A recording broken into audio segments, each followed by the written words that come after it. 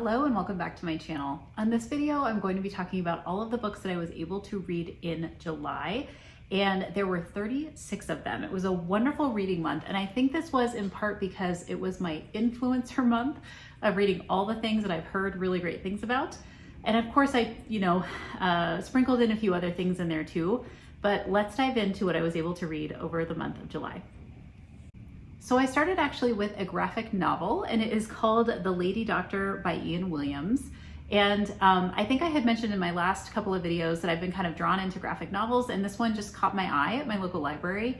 It's basically the story of a woman doctor and how she's kind of juggling her job, which is very strenuous and pretty stressful, with her kind of personal life. And I really, really enjoyed it. Okay, actually there was a trilogy of books that I read this past month that was not on my original influencer list, but I think it should count. And this is a series of books called Dreamland Billionaires. And it's basically a subgenre of romance about billionaires. I didn't know that this subgenre of romance existed. Now I do. I've tried a few of these books. I kind of know what they're about. But I actually really enjoyed this series. I basically read it back to back. The first one is called The Fine Print, and it is by Lauren Asher. And Dreamland refers to basically a version of like Disneyland, that this is what has made three brothers billionaires, is that they are part of like this family dynasty around this Disneyland-esque theme park. And so the first book is about one of the brothers who is becoming the director at this theme park. And he doesn't want to be the director. He's doing it because one of his, I think it's his grandfather dies, and part of his will is like these requirements for each of the three brothers, what they have to do to come into their inheritance. And the inheritance is something ridiculous like $25 billion. And so they're very motivated to do whatever is in this will. And so what ends up happening is there's a woman who works at the theme park, and they begin to have kind of a relationship. And I would say of the three books in this series, this was probably my favorite. The second book, which is called Terms and Conditions, is about the second brother, and is basically kind of a fake marriage trope romance, where part of what he has to do is marry and have a child in order to come into his inheritance. And he cannot find anyone to marry him because he's kind of a bear, this brother, he's kind of a jerk. And what ends up happening is he starts to have this like fake relationship with his assistant, who's been with him for several years. And then the story kind of goes on from there, and they kind of grow into having a real relationship.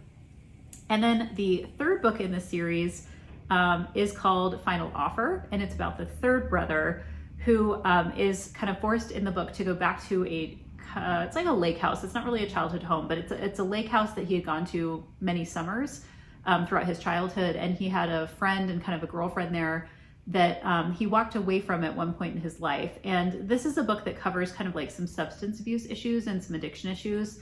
And so he has to go back to this lake house and sell it basically in order to claim his inheritance. So they each have these different like missions in the book that they're trying to accomplish. And then there's a romance along the way. I was surprisingly drawn in to this series. And it was one that I actually really enjoyed. I found the part about how they were trying to like work around this task that they'd been given to be kind of interesting. So would recommend that one. I did read a couple more of the Kay Scarpetta novels. So I did get to The Body Farm. And then later on in the month, I'm just scrolling through my list here, I also got to From Potter's Field and Cause of Death. So with these books, I don't go into a ton on the plot because it's basically just a continued storyline of this coroner medical examiner, Kay Scarpetta, and she is solving crimes with different technologies. She partners with a local police officer, and every book kind of covers a different crime that she's engaging in. Usually there's actually more than one case that she's trying to solve. I find them really fun and interesting. I'm still at the point of these books where I'm reading books I've already read, so I'm looking forward to getting to the point where I'm reading new material from this author as well. Okay, then I picked up Colleen Hoover's It Ends With Us, which I very quickly after that read the second book in the series as well, which I will talk about in just a second. So It Ends With Us is basically the story of a woman and a man who begin a relationship. He is a neurosurgeon, and she is a florist and works in a floral shop. And she comes to know this man because his sister works with her in this floral shop. And one important thing to know about this book is it's definitely trigger warning for domestic violence. This is a big part of the storyline. And she enters into the relationship with this man And it does become violent at a certain point in the book. And I don't think that's a spoiler. I think this is a pretty well-known thing about this book. And it's important for you to know because it's a pretty big plot point. So if that's something that's kind of challenging for you to read, just heads up. There's another character in this book that is kind of the childhood friend of the woman. And it's kind of like almost like a first boyfriend that she had when she was a teenager. And they had a very meaningful relationship because at the time that they were in a relationship, he was homeless and like really struggling. And she was kind of helping him through that experience in addition to having kind of a relationship with him. And he pops back up into her life as an adult when she's kind of dealing with the circumstances of this situation with her husband. That's kind of as far as I will go, other than to say, like, I found this very compelling. I was really interested in kind of the plot and where it was going and how it was going to resolve. The second book in this kind of duology is called It Starts With Us.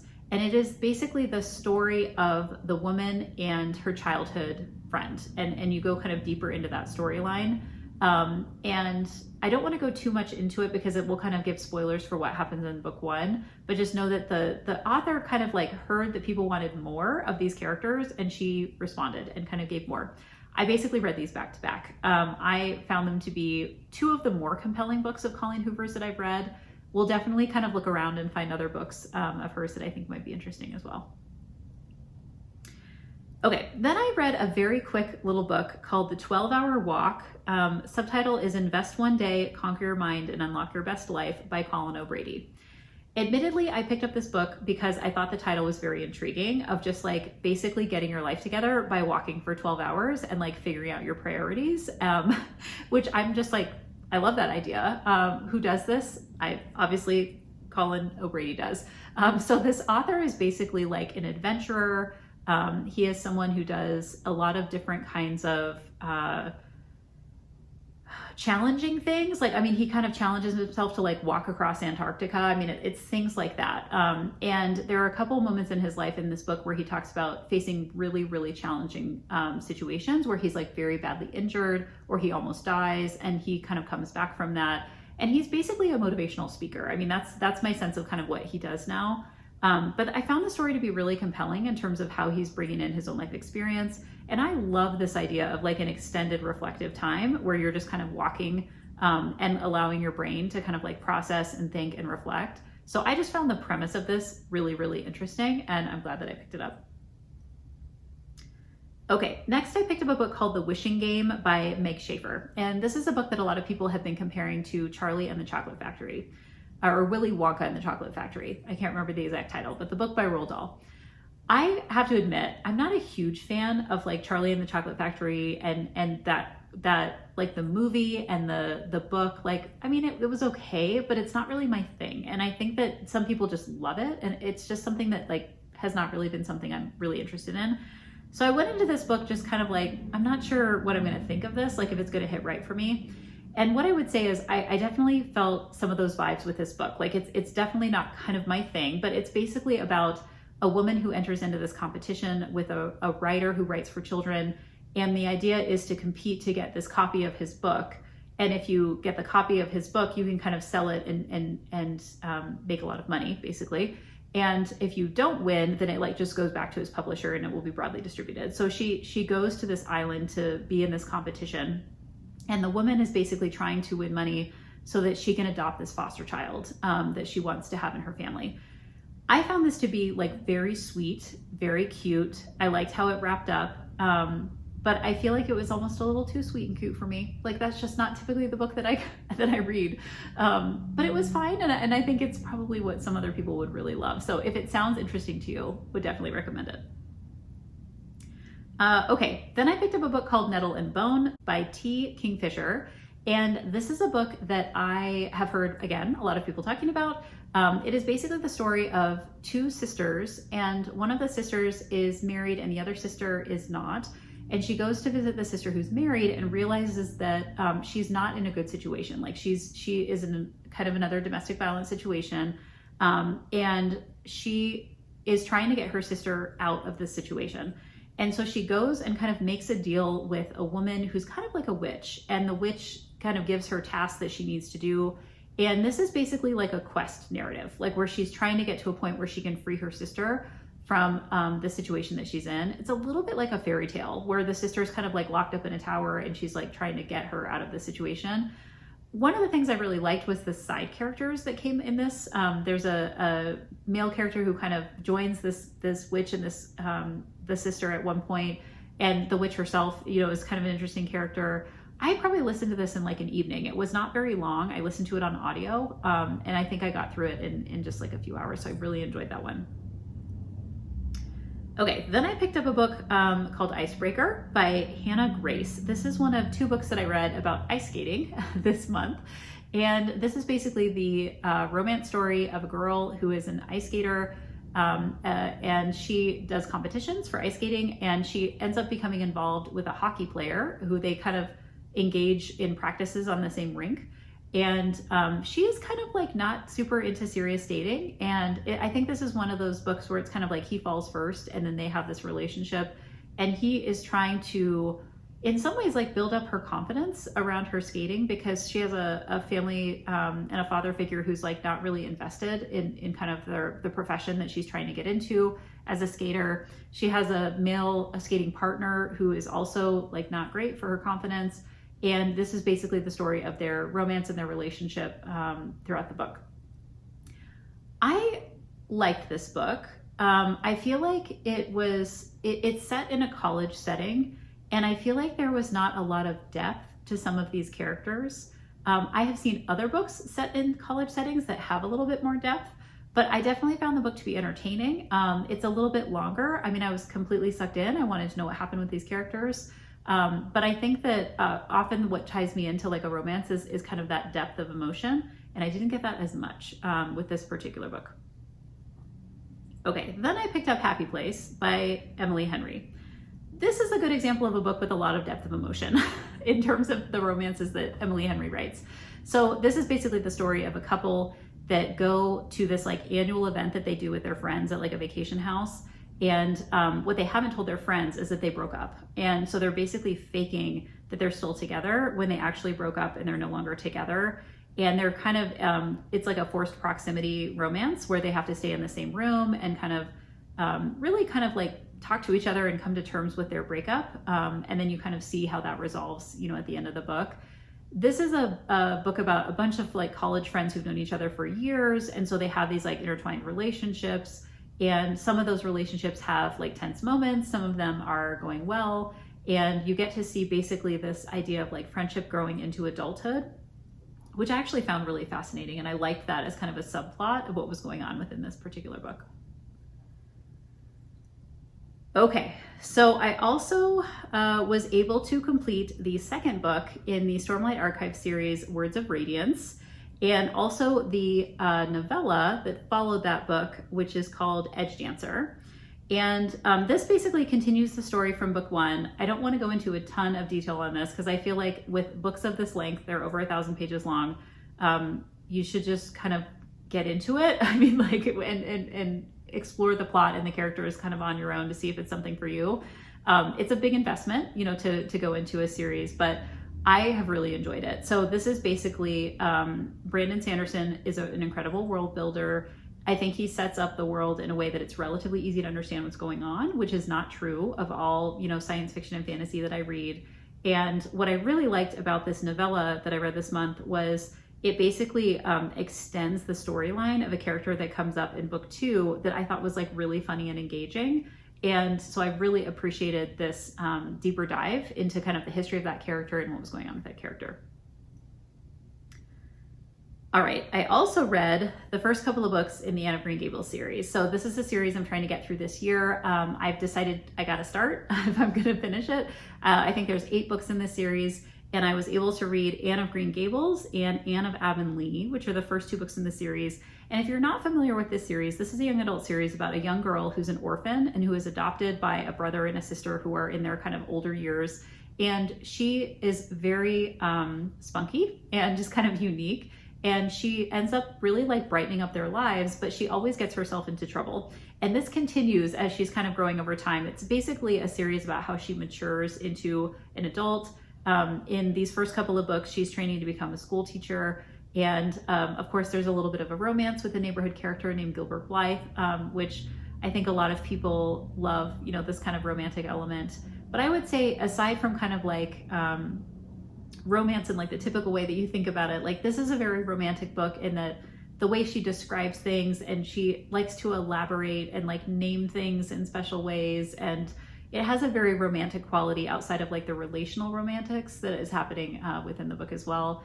I just find the books very charming, and it's been really fun to revisit the series.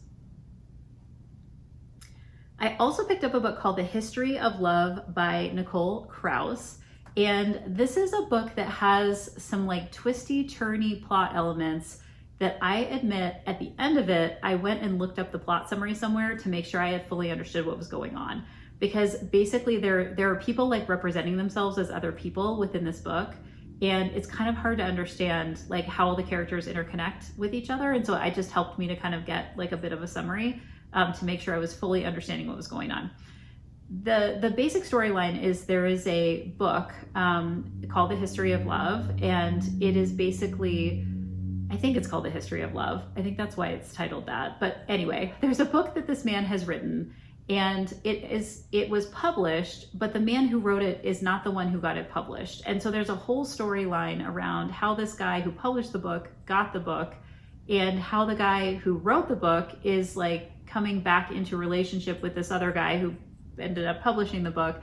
And there's also a woman who is translating the book, and her daughter is trying to kind of like insert herself into this situation of like the mystery of what's going on with this book, because the daughter is eventually trying to like get her mother to be married again and have a romance. And it's all very, I mean, it sounds very kind of it sounds very connected, but in my mind it felt very disconnected because the chapters go around to different characters. And I felt like in the early part I didn't really understand what was going on. However, it's beautifully written, and once I did figure out what was going on, I thought it was very smart, you know, in terms of how it came together. So if any of that appeals to you, you might pick up that book. Okay, I also picked up a book called Hello Beautiful by Anne Napolitano. This is the same author that wrote a book called Dear Edward, which I also love. It's a wonderful book. This is one of the only books that has made me cry, which I don't typically cry when I read books, but Dear Edward made me cry at the end. And Hello Beautiful has gotten some buzz because I think it's like an Oprah Book Club book. It is also a kind of, people have called it a retelling of Little Women. I didn't feel like it was a retelling of Little Women. I definitely saw aspects and overlays of what was happening in the plot that were connected. Like Little Women is mentioned at various points throughout the book. But it was not like a character for character like retelling of this book. I've also heard some people say they found this book boring, and they've set it aside. This is definitely literary fiction. I mean, I listened to this on audio. I understand what people are saying about this is not a hugely plot-driven book. This is a character-driven book, and it's about the character development of these four sisters and this boy that one of the sisters falls in love with in college, and who becomes kind of drawn into their family, which is basically the story of Little Women. And I actually really liked it. I love books about siblings and like how they engage with each other. I will say I loved Dear Edward more. It just like pulled on my heartstrings in a different way than this particular book did, but I definitely see why it's getting buzz, and I do think it would be a great book club pick. Okay. Then I picked up a book called House of Hollow by Crystal Sutherland. This was one of my Alphabet Challenge books. For somehow, I did not understand that this was a horror book. I mean, maybe I had like a high level understanding of that. I mean, like House of Hollow, I mean, I didn't really know what it meant. I mean, on the picture, the cover is like, you know, it didn't really like stick out to me as like, oh, this is going to be a horror book. But as soon as I started reading it, I was like, oh, this is a horror book, which I do not normally read. And it's basically the story of three sisters that when they're children, they go missing, and then they come back and they're not quite themselves. And then they grow into adulthood, and a series of events happens when they're kind of in their late teen, early 20 years. And that's the story of this book. And it was bizarre. Like if I even tried to describe the plot, which I won't because it would give a lot of spoilers away, I would have a really hard time kind of explaining what's going on in this book. Definitely has supernatural elements, definitely has horror elements, definitely has some things happen that are just kind of gross, as you might expect in a horror novel. So if you like horror, I think it's probably pretty good for that genre. It's just not really my genre. So I'm glad I read it, so I know what it's about. But definitely not something that I would recommend to people unless this is your genre that you enjoy. Then as a palate cleanser, I read The Cheat Sheet, which is by Sarah Adams, and this is a romance about a football player and his like best friend. So Sarah Adams I picked up. I had recently read Practice Makes Perfect, which is another Sarah Adams that I really enjoyed. The one before that I read of her, When in Rome, I didn't enjoy as much. I feel like she's working up to books that I enjoy more, and this is one of her early ones, and it was okay, but I wouldn't say it's super memorable.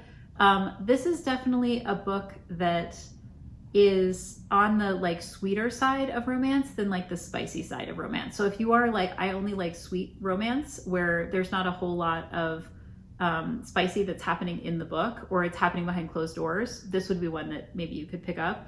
And I like the idea of like these friends that have been friends for a long time and they truly care about each other, but they're kind of too afraid to tell each other that they each have feelings for the other. So that's always kind of a fun storyline as well. But I felt like this was, again, kind of a little bit too on the sweet side for me. And so I didn't feel that kind of depth that I like to see in a romance. All right, I picked up next A Heart So Fierce and Broken. This is the second book in the Curse Breakers series by Bridget Kemmerer. This is a trilogy. And first book is basically a retelling of Beauty and the Beast. And then second book is not really going deeper into that. It's actually splitting off into a different storyline about kind of two factions within like neighboring kingdoms. And there's also something that happens at the end of book one that plays a big role in book two that I think would be a spoiler. So I'm not going to say exactly what that plot is, but just know you should read book one first because it definitely leads into book two, and I'm really looking forward to reading book three now. I then picked up a book called It Happened One Summer. This is by Tessa Bailey, and it is book one in a Bellinger sisters. I think it's just a duology. I think there's two books in this right now. This is about two sisters. One is, well, both of them really are like influencers and basically are just like vapid and kind of airheads, like especially the one that is the main character of this book. And what is nice is relatively early on in the book, you come to understand that she does have some depth of character. And she is like a good person. But early on in the book, you're just like, I am not sure I can root for this person because she's kind of an airhead.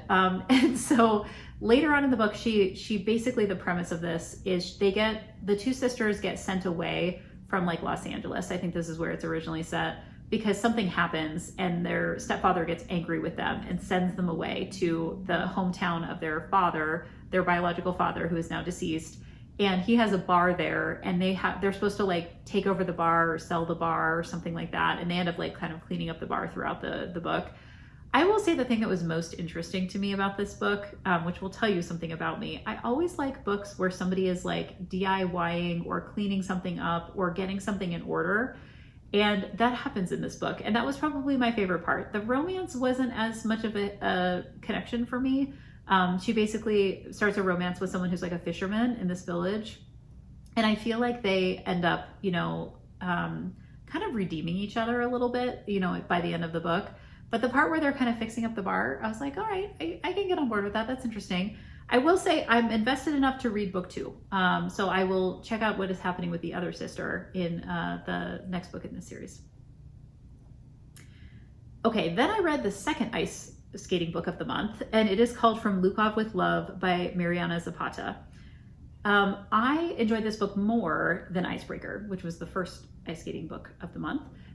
This one is basically about, it's about another ice skating pair, and it reminded me a lot, I'm not gonna be able to remember this off the top of my head, but there is an ice skating movie that is basically about a woman who's kind of a jerk and this hockey player, and they have to be like pair skaters together. I feel like some of you are watching this video and you're like screaming at the screen because you know exactly what movie I'm talking about. But this is kind of the opposite of that, where you have a grumpy male skater and he needs to take on this other woman who's kind of grumpy too. This is kind of grumpy, not grumpy sunshine of the tropes. And they have to start working together to pair skate because he's in need of a partner. And they have been kind of childhood friends. Like she's best friends with his sister, but she thinks he's a jerk. He thinks she's a jerk. They, at least on the surface, they don't really like each other, and then they start to work together and a relationship starts to bloom from that as well. This book also, I'm wondering if I got these mixed up. This one also has a father figure who's not super supportive. I feel like they both might. I don't know that I'm getting that mixed up. I think they both have that same kind of plot element. But what I liked about this book was this had some of the more traditional romance tropes. Like at one point, she falls ill and he's kind of taking care of her. There are other points in the book where they are having to like work together in a new way on like a project that allows them to kind of trust each other in a deeper way. I will say that when I read this, I immediately went out and was like, what are the other books that this author has written? Because I'm kind of intrigued to see if there's another one. And I actually read one of her other books later in the month, which I'll talk about in a moment. So I was intrigued enough to kind of go and do a deeper dive on this author's backlist. Okay, next up, I read another of my Alphabet Challenge books called The House in the Cerulean Sea by T.J. Klune. This is my second T.J. Klune. I read Under the Whispering Door first. It was not for me. And I was like, well, everybody loves this first book. Let me try it out. He has a third book about the lives of puppets, which I'm just like, nope, not interested in a puppet book. But let me go back and read the first book because people really enjoy it. So picked it up and listened to it on audio. I won't go into details about the plot. If you are interested in this kind of book, it's magical realism. I'll say that. You can check it out. But I will just say, I'm kind of crossing this author off my list. I know some people just love him and like, this is the kind of book that they really enjoy. And now that I've read a couple of them, I'm just like, this is just not for me. I'm sorry to say. I wish it was because people love it so much. The other thing I did not know about this book is there is a bunch of people who are very concerned about the original kind of like subject matter that this author was basing this on. And I didn't know that there was kind of this like, not scandal, but like concern about this from like the reviewers of this book. And I stumbled across some of this after I read it and I was kind of looking through the reviews. And basically, you know, the general high level plot is there is a social worker who goes to this special school or kind of boarding house where these magical children are living. And things happen after that in the plot. Like I don't think I have to go into too much detail there.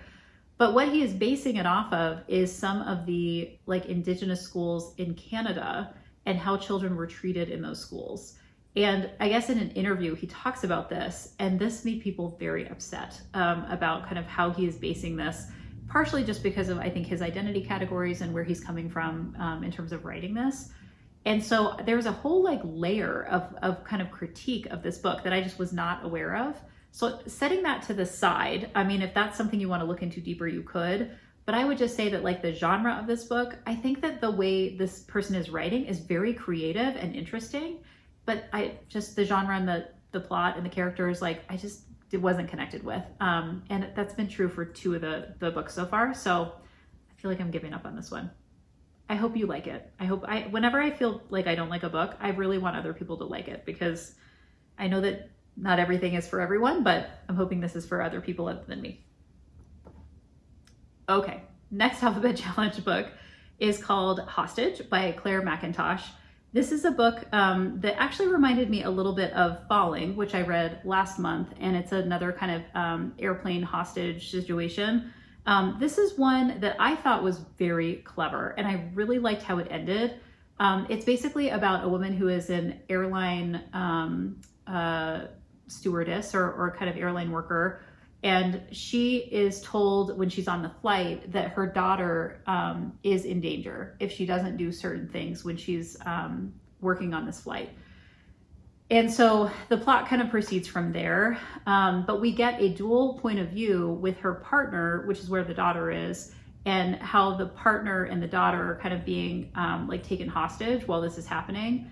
And the dual point of view is really interesting in this. And then there's another character, there's all these other characters of like people who are on the plane, including some of the people who are the hijackers. And so like all the different perspectives, I really enjoyed. I thought it was really well crafted and like really well done. So definitely recommend that one. Okay, then I picked up a book called The Things We Leave Unfinished by Rebecca Yarros. Rebecca Yarros is of Fourth Wing fame. She has a backlist, of course. Fourth Wing was not her debut novel, but everybody knows about her because of Fourth Wing. It's been #1 on the New York Times list. I read it, loved it, really looking forward to the next book in that series. But I wanted to dive back in because I'd heard good things about this book as well. I feel like this book, it is basically the story of a woman who is kind of trying to protect the legacy of her grandmother, who's a romance novelist. And then I think she has like a book that's not finished. And so they hire this other romance novelist to come in and finish it. But he's very much like a Nicholas Sparks kind of author. And that things don't always kind of wrap up, you know, like in a bow, you know, at the end of the books. And the daughter has a lot of concerns about like how this person is coming in. And of course it's the daughter and this romance author who have a romance together. There's a mother character who adds some kind of drama to the situation. But part of what this is based off of is letters that the grandmother was writing to this person that she had a relationship with when she was younger. And so the story is kind of based on her relationship.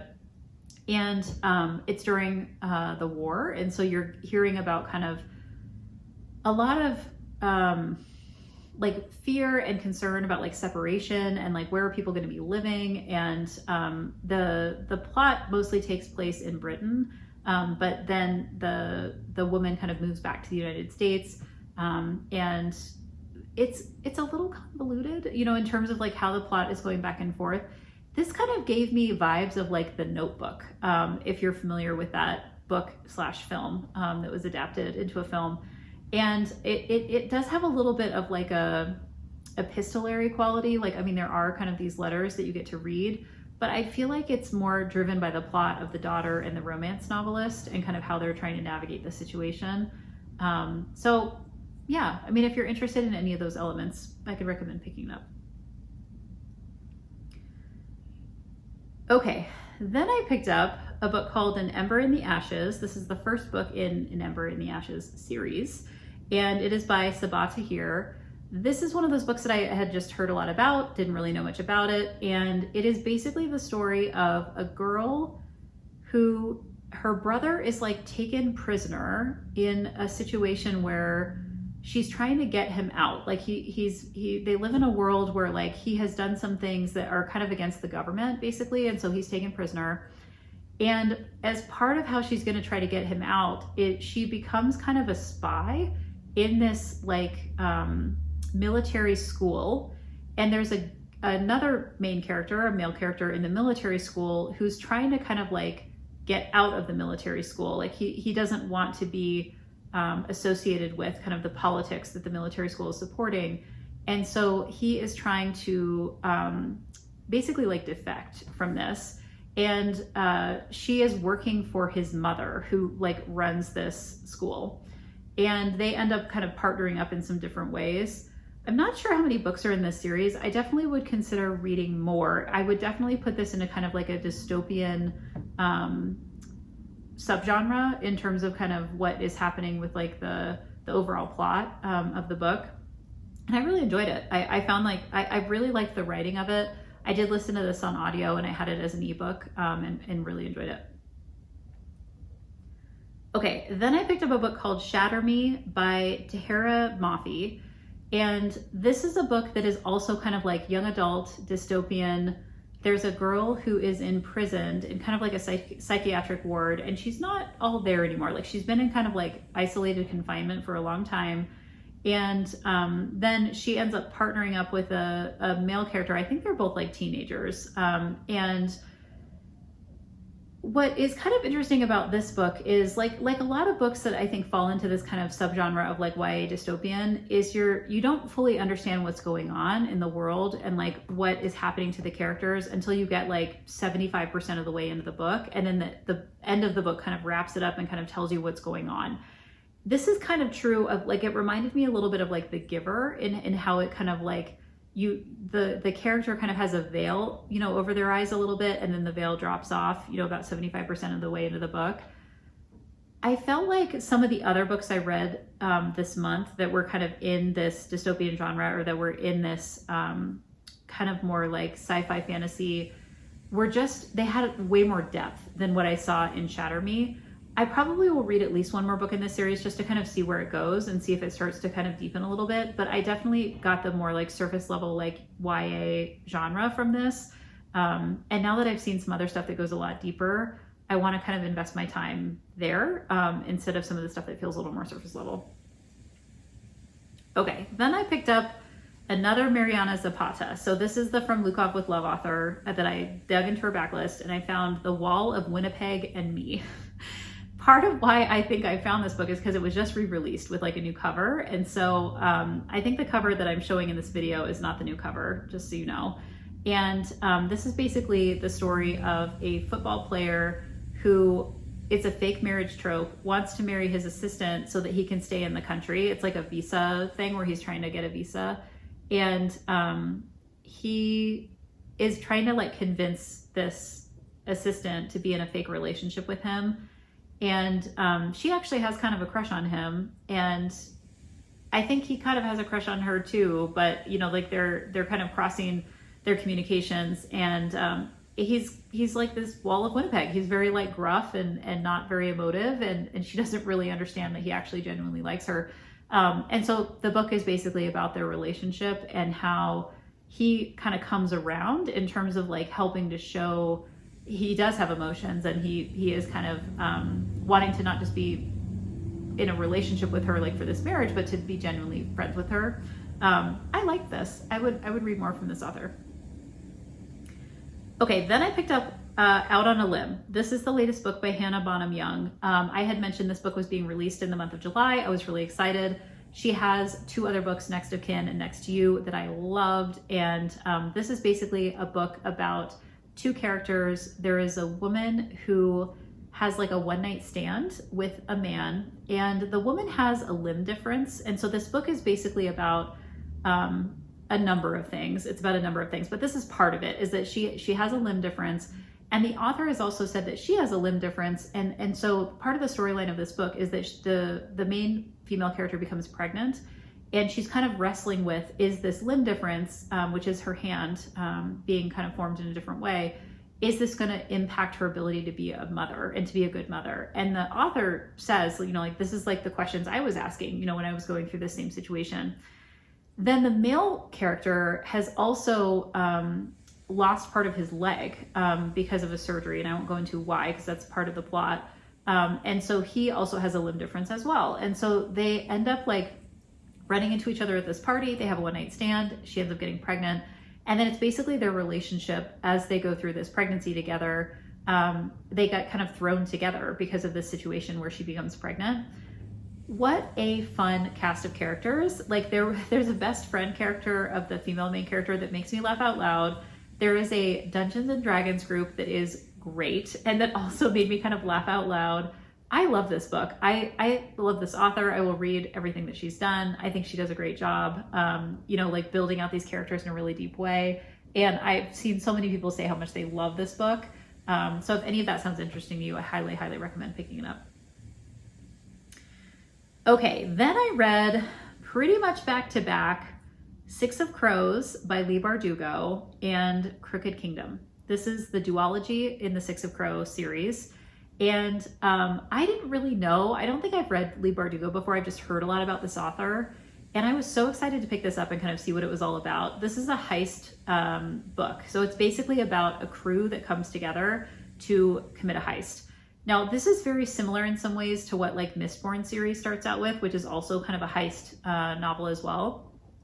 And think about like, if you've ever watched like a heist movie where there's like twists and turns and like you're not sure how they're going to pull it off, and like you know they've designed it where there's going to be like surprises and like you think it's going to go one way and then it goes a different way. Like this is kind of what I mean by a heist novel. Like there's all these different kind of elements of it that are really fun.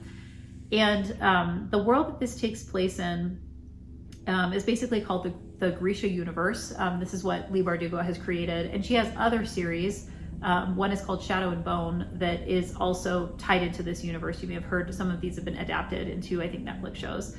And so I loved this cast of characters. I feel like one of the things I really appreciate about these novelists that do world building is when they do it in a way that I can actually understand what's going on. And I really felt like I could understand what was going on here.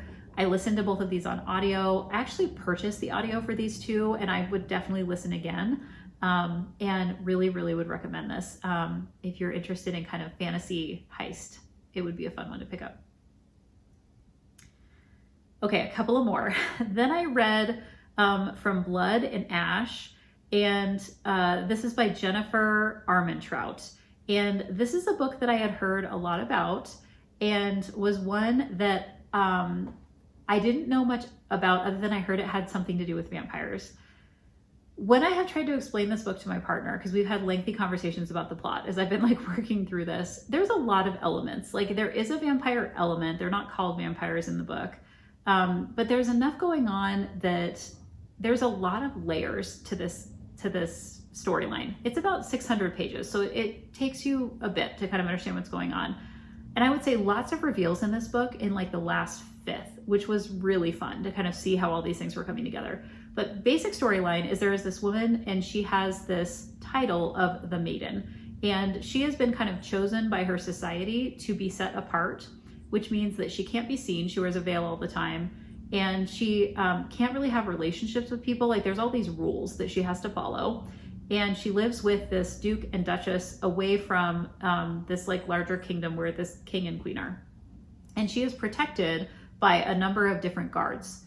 And one of the guards is named Hawk, and he starts to kind of have a relationship with her. And I won't go into how, because that's kind of a fun part of the early part of the book.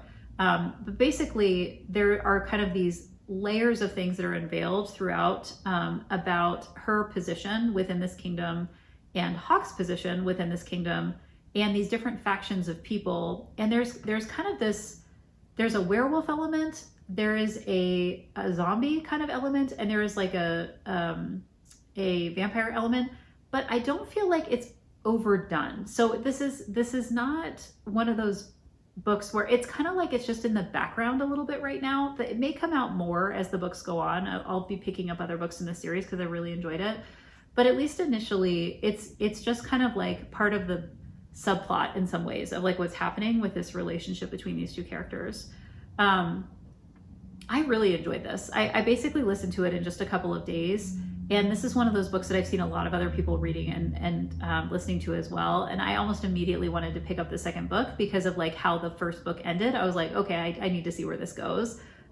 So yeah, that was one that I've heard a lot of kind of like split opinions on this author. I found the book to be very compelling. Like I was really interested in the plot, the characters, wanting to see where it was going to go. This definitely falls into the romantasy subgenre, romance and fantasy.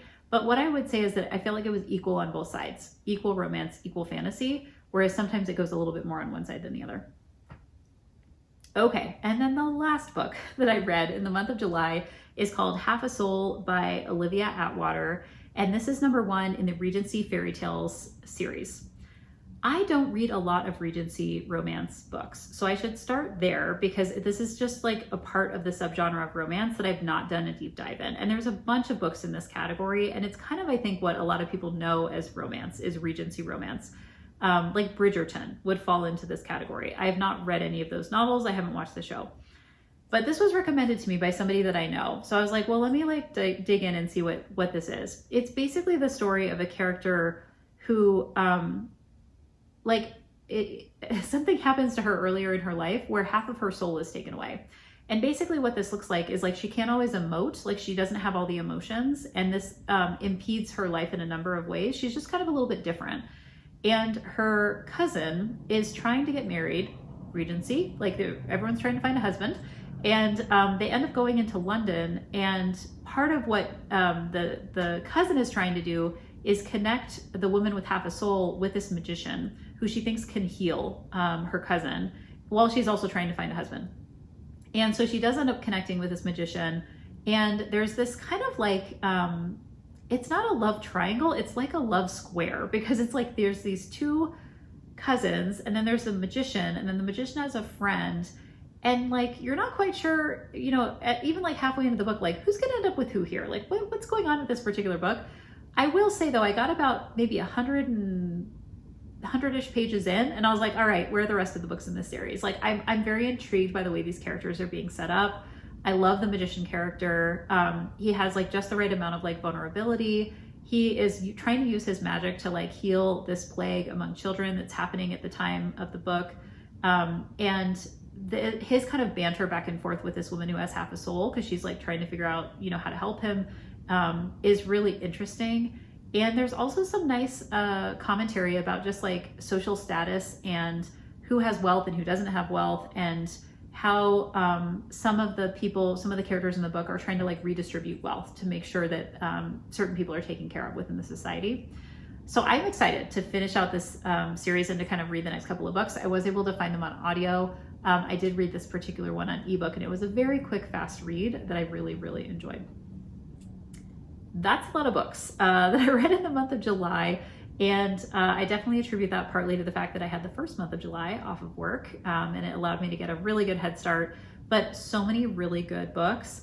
And I loved that I could listen to so many of these on audio. The audio quality of a lot of these books, like it just keeps getting better and better. If you do not listen to audiobooks, I would definitely recommend at least giving them a shot, because I have found them to be so helpful in terms of like upping the volume of what I read. And also I just get so much pleasure from being read to. It's really fun. So keep an eye out for my August TBR video. I can already tell you my pile of books to read in the month of August is a bit out of control. So there's a lot of things I'm going to be trying to read in the coming month, but this was a very good reading month, and I hope you'll check back soon to see what else I have on my reading agenda. Until then, happy reading.